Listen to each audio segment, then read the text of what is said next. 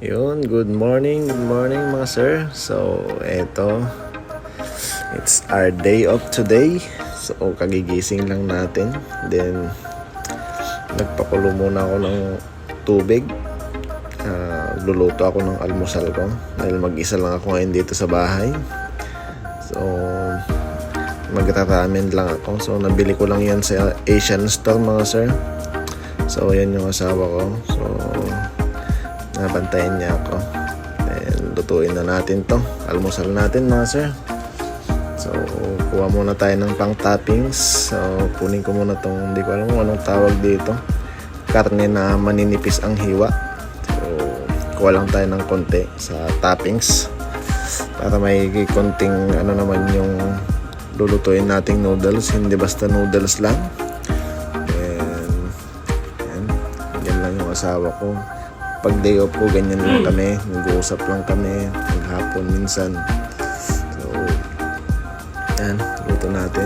Kuha muna tayo ng gulay. So, kuha natin ng konting pechay. Kahit isang lang. Para may konting sustansya naman ng ating noodles. Kahit noodles lang.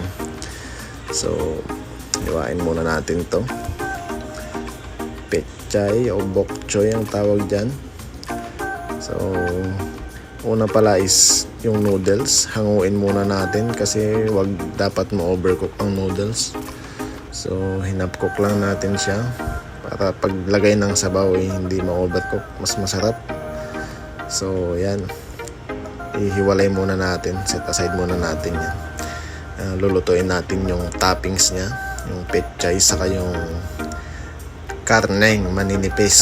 So, lutuin ko muna to. So, hiniwalay ko siya ng tubig kasi medyo may lansa to. So, para hindi yung lansa niya. So, niluto ko lang dyan ng hiwalay. Then, yung pechay pala, yung niluto ko lang din siya ng half cook. And, kumuha na din pala ako dyan ng ng 2 itlog. So, ilalagay din natin mamaya. So, yung asawa ko nandyan lang. So, habang nagluluto ako, nag-uusap din kami. Ganyan na. Lutuin na natin yung itlog mga sir. Yan, 2 nilagay ko kasi sarap ang itlog masustansya din. So, let's go. So, yan. Naantay ko lang maluto yung toppings niya. Saglit lang ito lutuin mga tiyo. So, yan lang yung asawa ko. Babantay.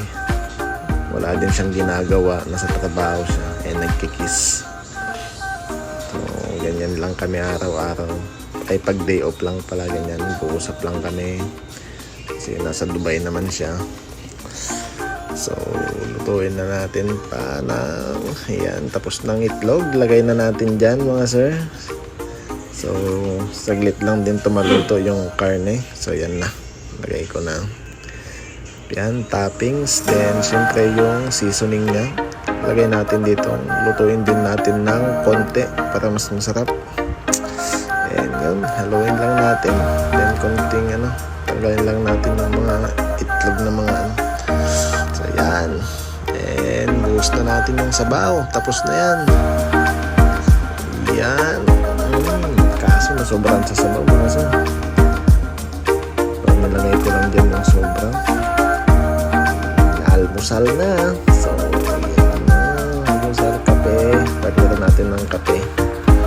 Ramen with kape. Habang kausap ng asawa. Tapos, syempre, may kasama kami yan. Panonood ng TV. Sarap kasi mag-almusal pag ganyan. Yan. Thank you lang sir. Yan lang aking video.